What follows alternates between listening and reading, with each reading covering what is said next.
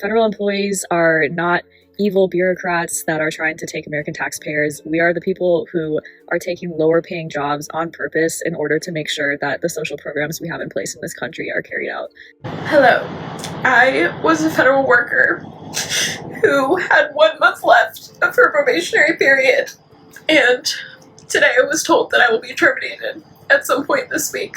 I'm utterly devastated. I'm confused because my recent performance evaluation was exceptional and I got upwards of $1,500 as a bonus because my performance was so good. And this was my dream job, and it's just being taken away by an administration who doesn't care about science. It doesn't care about people who might be homeless with their dog now. They don't care about our species that we're trying to conserve. That's exactly what my job was doing. It was just to assess habitat conservation for species for a 55-year habitat conservation plan. We should all be so mad right now. We should all be crying like this because I'm just devastated. Thousands of federal workers have been abruptly fired under new budget cuts. Many were dismissed through impersonal emails, and those who are still employed are anxiously waiting to be fired. Guess who just got fired via phone call? Me! I was a forestry technician for the USDA Forest Service, and my crew dealt with timber sales and management. So think salvage sales, wildfire mitigation, American lumber product, forest and ecosystem health. So I was still in my probationary period, and I was 3 months away from getting my 1 year. I have put 5 years of my career into public service and natural resources, and this is how we are getting treated right now. Now, my supervisor can't answer any of my questions, like what's going to happen to my last paycheck because they're going to log us out and we won't be able to put in our time. What's going to happen to my health insurance? Am I going to get my separation form, my final one? Because I need that paperwork to apply for unemployment. And these are not merit-based firings. All of my performance reviews my entire career have been stellar, nothing under fully successful. And the legality of this is questionable at best. So I guess if anybody knows any good federal employee lawyers or anyone I can talk to about this, because yeah, this is definitely making my life a lot harder right now. I had to get put on anxiety medication because of all of this stress. It kind of felt a little bit like a weight was lifted off my shoulders when I got the phone call, because now I don't have to worry if I'm gonna be fired anymore because it already happened. But, you know, just fucking ridiculous. It's very much giving tech bro layoff.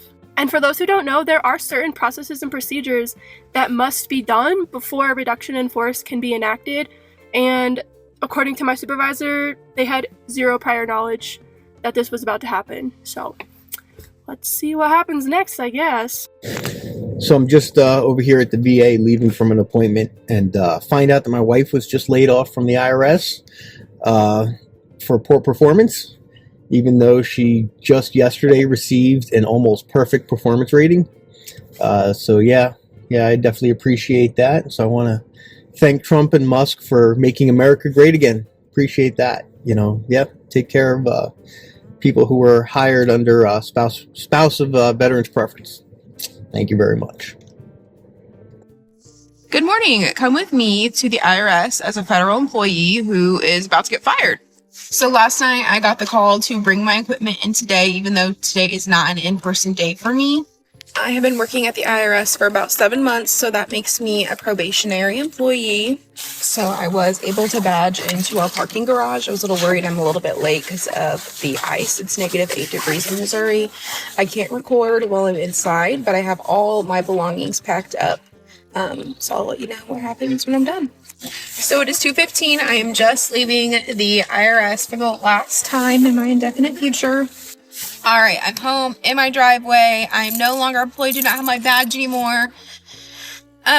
So if you want to know what happened, I'll give you guys a kind of a rundown. My job was to talk to people on the phone, so I got on the phones for about 45 minutes and then was told to get off the phones and print out any documents that we needed, like W-2s, pay stubs. There were a couple flyers around the building for things that the union would need if you get terminated, so printing out those forms. I already done this on Tuesday when I came into the office. I was very aware that I was likely getting fired this week. We were told about 10 a.m. like emails would go out letting you that you were terminated, then you'd have an hour to leave. I didn't leave until 2, and the 3 people that were with me, none of us ever got emails. Supposedly, the email system was so clogged up that emails were not being sent out. So our managers were instructed to gather our equipment, kind of make sure we have everything, and then walk us out to our doors. Yeah, so basically I waited around for several hours today for an email I never got, and then had to say goodbye to my lovely manager. So that's it. Time to go file for unemployment. I was one of the thousands of federal workers terminated this weekend. Let's talk about it. Am I surprised? No. I was working for a federal health agency, so once RFK Jr. was confirmed last week, and they started almost immediately with the CDC and firing off 1,300 probationary workers on Friday, I knew that my time was coming very shortly after, and I got my email on Saturday. It was from an email I've never seen before. It was something like important HR notification at agency.gov, an email I've never seen before. It didn't come from one of my managers or direct supervisors. I haven't heard from anybody superior to me. I just got that email letting me know I was terminated for performance. The email said something along the lines of the agency does not see my current skills and abilities as fit for continued employment, and therefore they are terminating my employment. And this is the same email that thousands and thousands and thousands of people got. It doesn't actually reflect my abilities or anybody's abilities who was laid off via this email. They're using the same cookie cutter template because when you're on the probationary period, which I am as well as the thousands of other people currently being laid off, you can only let us go if it is a performance issue or a budget issue or something along those lines. And I guess the only reason that they could find that they could issue in a mass manner was performance issues.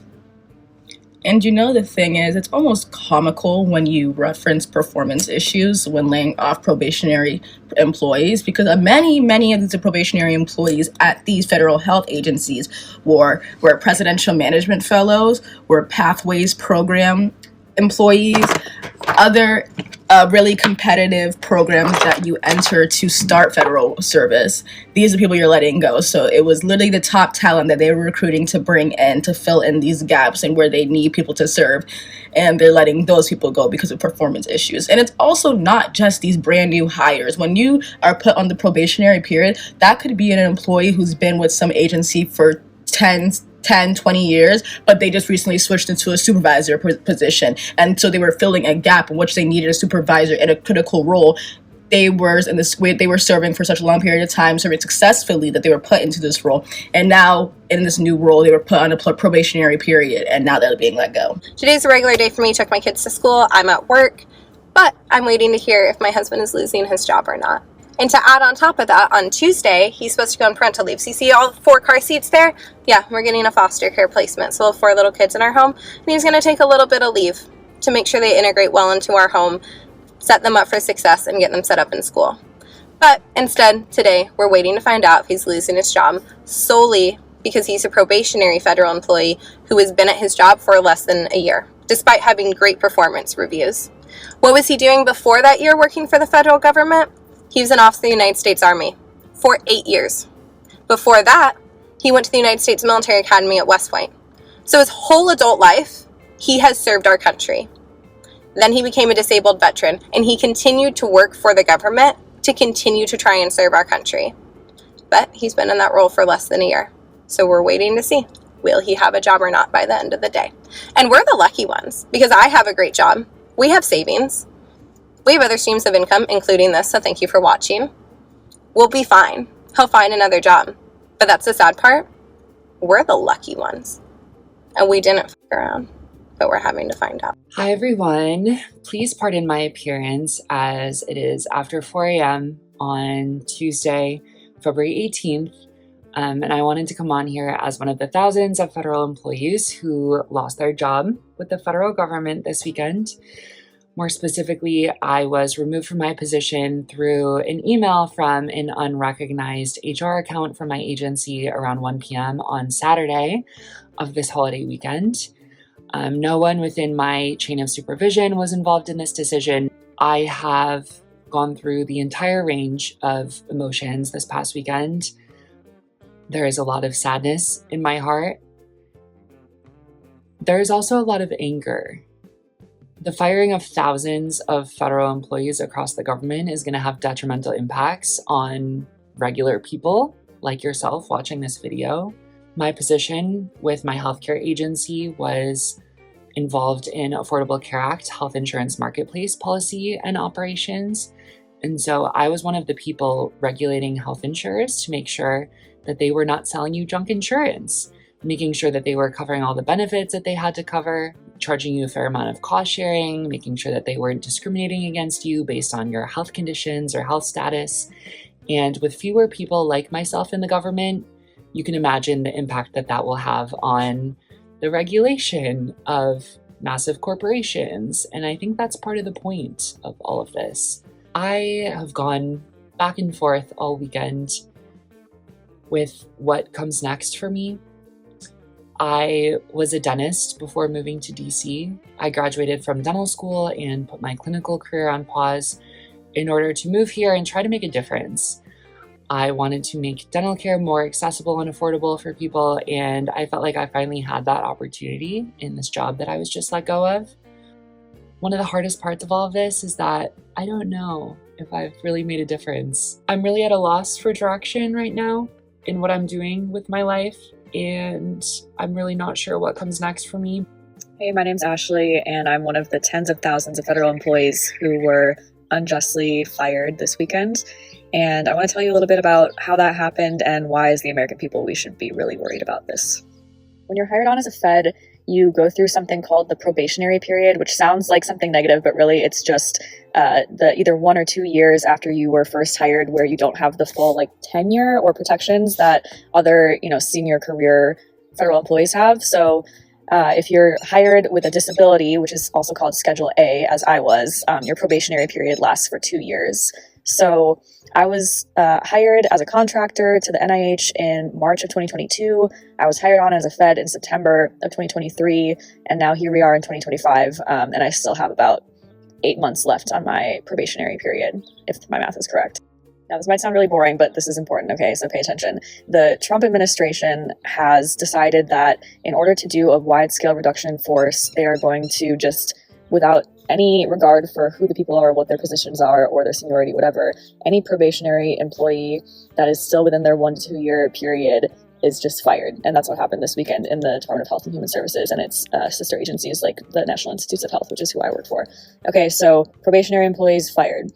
My colleagues and I all got the same form letter from an unknown HR account saying that we had been fired for performance issues, okay, which, as you can imagine, with no proof to back up performance issues and the exact same form letter sent to all employees, the performance issues really aren't the problem here. So obviously I'm upset, right? I landed in Arizona to visit my grandmother and some other family members, and at 10 o'clock at night I was checking my work email to find this form, termination letter that was sent to everyone else in my position at the agency. So it sucks, right? You don't want to lose your job. You don't want to be fired for political reasons. And there will be class action lawsuits to fight back against this. But that's not really what I'm worried about here. And this is why I want you to pay attention.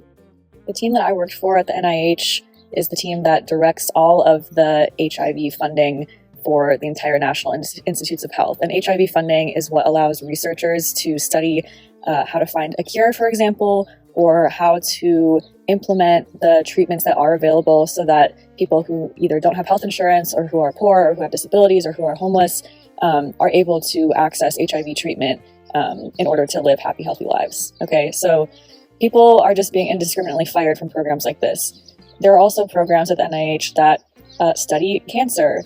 If your mom got breast cancer last year, for example, the money that is going to these scientists who are employed by the federal government, these are the people who are doing the cancer research, trying to find a cure, trying to figure out the best way to support people who have cancer.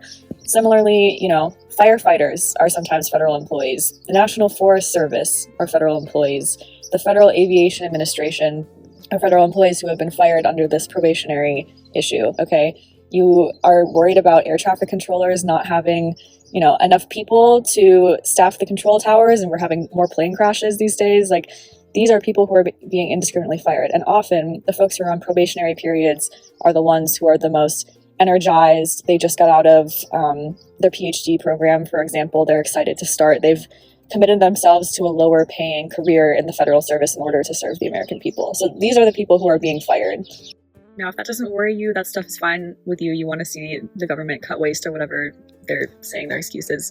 That's fine. But if you care about the programs that help people in this country, often the people who have the least amount of resources, this should worry you. Some people don't care because they don't see an immediate impact on their lives. But in the long run, slower services and economic ripple effects could affect everyone. Unemployment increased by 36% in one U.S. city in a 1 week time span. Between January 20th and February 8th, 4,000 employees in this city were fired. Between February 1st and February 8th, 1,780 of those employees, who all had been employed by the federal government, applied for unemployment, marking a 36% increase in applicants for unemployment. This led to the city now showing 5.5% unemployment, and this is before the purge hit Washington, D.C. So this city is Washington, D.C. It's now showing a 5.5% unemployment rate. The national average is 4%. These numbers are only through February 8th, so we're missing a week of data leading up to February 14th, and then we're missing any of the data since then. We don't have it yet. This number will drastically increase. We'll probably see a 50 to 100% increase in applications for unemployment thanks to the Donald Trump purge of the federal civil service. This won't be anything good for the country. See, unemployment will skyrocket around the country when you get rid of 200,000 probationary employees, which is the goal of Project 2025, Doge, and Donald Trump. Hey everybody. So I am a federal employee who, like thousands of other people, was terminated today. And I'm noticing this really disturbing trend of people rejoicing, like people in the private sector rejoicing that federal employees are being fired. And I have this gut feeling that these are probably the same people that was happy when people were being deported. That's neither here nor there. Listen, I just want a quick PSA, so you can't say ain't nobody warned you. Come here. I'm going to hold your hand when I say this. If you thought that you should be worried about DEI hires taking your job, baby, you about to hate to see these federal employees coming. Because, honey, when I tell you the way the federal government works is we are basically trained and taught and more or less forced to do more with less. Because of that, a lot of us are used to, our resumes are pretty extensive because we've had to operate in positions outside of our normal position. Some of us are in like lead and manager role, fast track roles, where like you're in the role and you're being trained for that role, but you're still at your original position. We can put that on our resume. Many of us, like I said, may have been operating in, one role is just a regular old contact rep or a regular old lead. But because the federal government is always understaffed, we've been doing work that like a manager would do or a general manager would do or a district manager would do. All of that, all of those accolades, all of those awards, all of the reviews that we passed with flying colors, we put all that on our resume. So while you're ha and keying that federal employees have lost their jobs, just know when this is all said and done, you probably gonna wish for a good old DEI hire. Cause at least maybe y'all were on the same page. But you thinking you about to go toe to toe with a federal employee that may have had the title of what you do, but has the resume of what your boss does? Good luck with that. I've worked for the government for 17 years, municipal, not federal, but nonetheless, it is the public sector. And for the private sector folks that are hooting and hollering that the public sector folks are losing their jobs in the federal government, what do you think is going to happen? I don't know whether there's a misconception that federal workers are not qualified, they're all lazy, the government's just hiring anyone these days, they're DEI hire, whatever you might think. For the ones that are cheering, I hate to break it to you, but many federal workers are extremely qualified, if not overqualified for their positions, going to some of the top colleges, and they're choosing public service. They are choosing a job that might pay a little bit less than the private sector. Maybe there's more benefits. There used to be more security. There's not now. But these people are all going to be going on unemployment, which is also government assistance, which is going to be costing the government money, obviously only for a period of time. And then these very highly qualified, very intelligent workers, again, not everybody, but most, because just like in any jobs, there's going to be the bad apples. There's bad apples everywhere, but most of these people are highly qualified and highly educated. And then they're going to take all their skills and they're going to be going into the private sector, because why in the hell would you want to go back into the public sector? Now, again, not everybody, but most will probably now be competing for jobs in the private sector. And with what they were making in the government, like I can tell you right now, working for the municipal government, I have 2 bachelor's degrees and I have 2 master's degrees. I am absolutely overqualified for the position that I have as far as my education goes, and now my experience, given how long I've worked there. Given what I make, if I went private sector, I could easily take home 50, 60K more with a similar type of job. So now you're going to have all these people, highly qualified, highly educated, a lot of them, going into the private sector, probably willing to take slightly less money than you for the same job, because it's still going to be more money than they were making before. Most likely. Just throwing that out there. The misconception that the government's just hiring these quacks, and no. There are 2 types of people who are making fun of those who have lost their jobs. The first is those who were either fired years ago and feel like because they have suffered, other people should suffer. And then there are those who just find it funny and think those fired are not qualified and do not deserve to have their jobs. So, because of Trump, I just lost my job. Yeah. In fact, my entire department just lost their jobs. I was one of the head research analysts in charge of discovering how much wood could a woodchuck chuck if a woodchuck could chuck wood. But according to our government, that answer doesn't matter anymore. I mean, all those years, all that research, it's just gone. And you know the craziest part is now the world may never know the answer to how much wood could a woodchuck chuck. In order to get the job, you have to be extremely qualified, and the roles they play are very important.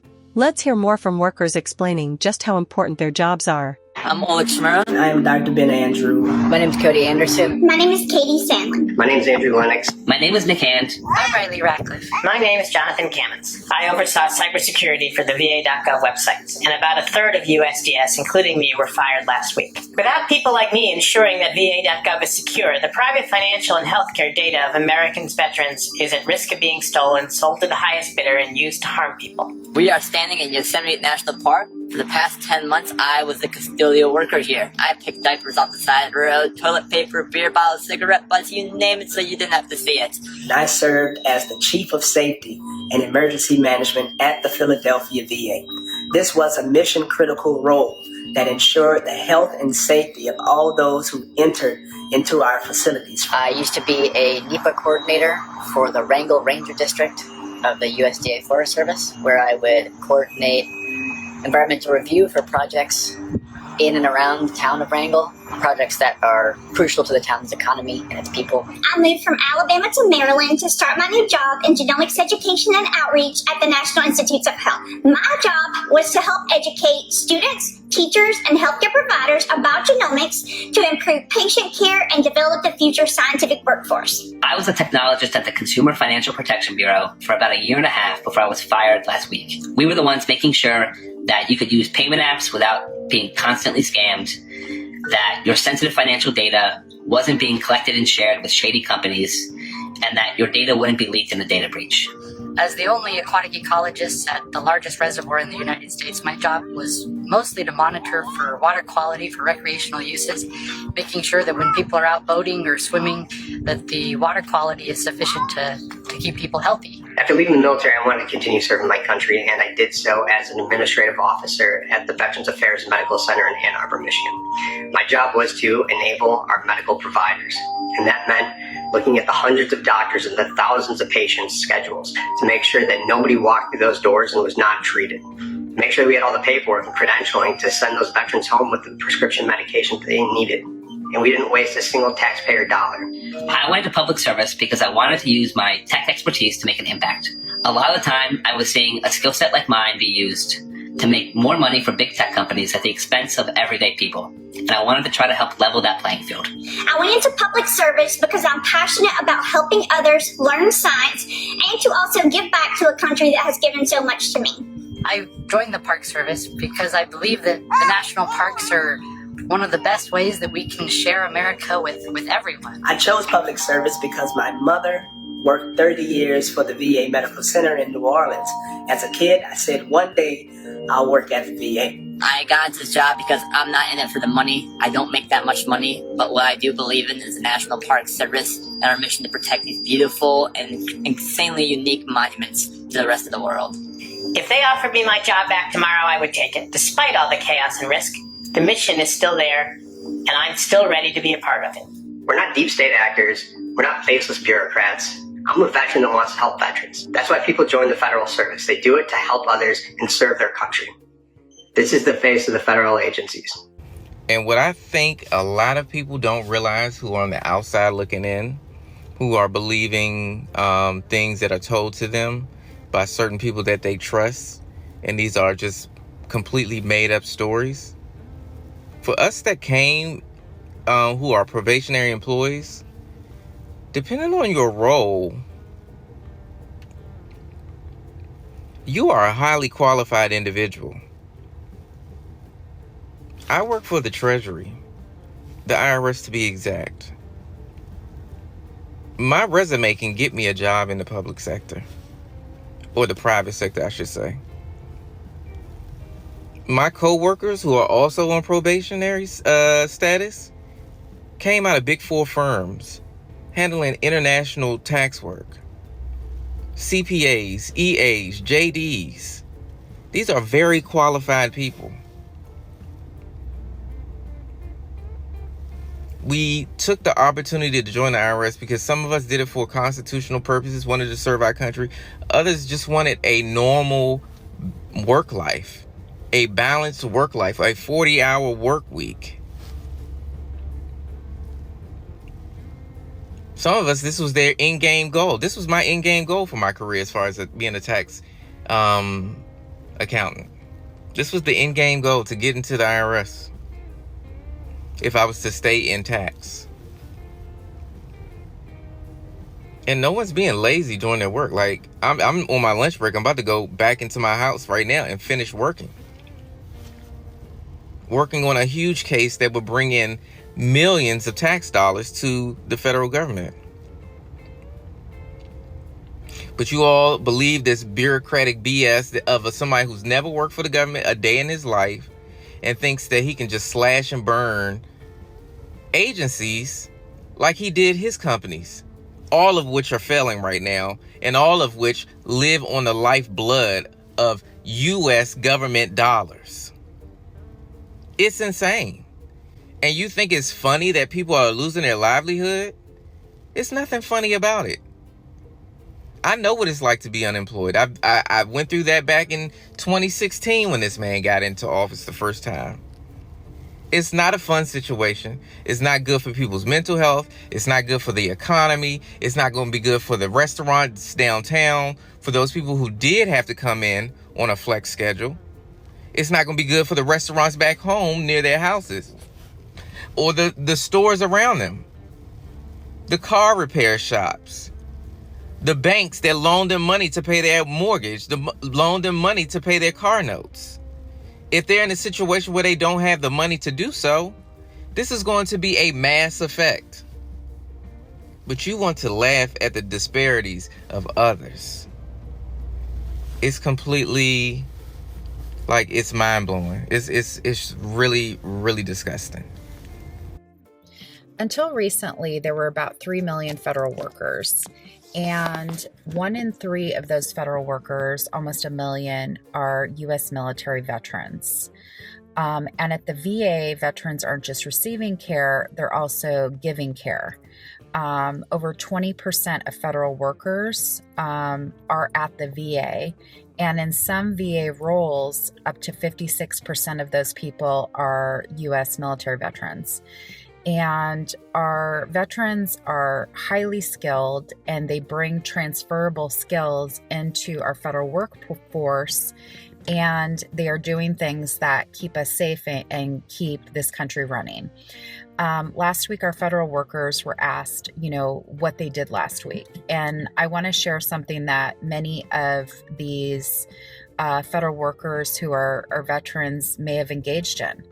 A air traffic controller could have guided a plane in safely in the fog. An FBI agent could have assisted in a kidnapping of a child. A park ranger could have found a lost hiker and gotten them back before nightfall. A postal worker could have delivered insulin. A VA nurse could have taken blood pressure of a 101-year-old World War II veteran. An NOAA meteorologist could have issued a weather warning that kept people off the roads and kept them safe. A USDA food inspector could have stopped contaminated meat from getting to our grocery stores. And these are just a few examples of tasks that our U.S. military veterans could have engaged in now as federal workers. And I call these people dual public servants because they served in the U.S. military, and then when they left the U.S. military, they continued to serve this country. These aren't just jobs; these are lifelines. And next time you engage with a federal worker, remember they're out here making a difference every day. People believe firing federal workers or average employees will improve the economy, but the wealthiest benefit most while convincing lower earners to blame each other. I just watched a video a couple of moments ago of a guy who reports the news, and he was talking about the federal employees and how they're getting laid off left and right. Just, a hostile takeover was the phrase that he used, which is probably the correct term at this point. And the comments under that video were so sickening. You had people actually celebrating that federal workers are losing their jobs. You had people literally saying things like, oh, good riddance. Oh, now I know my tax dollars are being utilized effectively. Do you? It's good because they've made millions of dollars at the taxpayers' expense. And it really got me thinking about the lack of ability to use deductive reasoning for adults. There are too many adults on this app with one brain cell, literally using one brain cell. And all they could say was, oh, we're glad that federal workers are being let go because our tax dollars are really going to be used for good this time. Well, I got news for you. If you think that, clearly, either you're thinking way too hard or you're not thinking enough. Federal workers, if they're laid off, no, they're not just going to sit at home and collect unemployment. That might be the first 1 or 2 days. But rest assured, federal workers are going to start going into these private sectors, these private corporations and companies and businesses, etc. That's where they're going to be applying for jobs next. And if you thought it was hard for you to either keep your job, get a raise, or get a new job, it has become 3 times harder now. That all of those federal employees, and still counting because Muskrat is still going through and doing more layoffs, okay? So, at this point, you had to fight to get another job, and the most you had to worry about is going up against a few thousand people. Now, triple that, quadruple that. Because if you think federal employees are not going to be going searching for employment in the private sectors, you are a fool. And I'm just going to say, even if they don't apply for jobs in the private sector, laying off individuals from certain federal government entities is dangerous in itself. I know for a fact that laying off those 15,000 proposed employees, whether they are probationary or not, from the IRS is only going to impact the tax season. Rest assured, what I think might come out of it is that the IRS may even have to extend the April 15th date to accept tax returns because of it. Because they're going to be severely behind. They already had a struggling workforce. The poor people that work for the state unemployment offices, they were already short-staffed. Now they're going to be short-staffed, and they have that many more applicants that are going to be looking for benefits because they are newly unemployed. All I know is there's a special place in hell for people who wish bad on others, especially when it comes to federal employees who have been completely blindsided by the foolishness that is going on up there on that hill. I'm sorry, but wishing someone else's demise does not end well for you. My prayers to all the federal workers. I don't care what you do. My prayers to you, because it is hard out here to live. People are trying to figure out how they're going to feed their families every day. Y'all up here complaining about them $18 eggs, but you happy that a federal employee has lost their job? Please go touch grass. And I ain't talking about no turf either. Go touch real grass, please.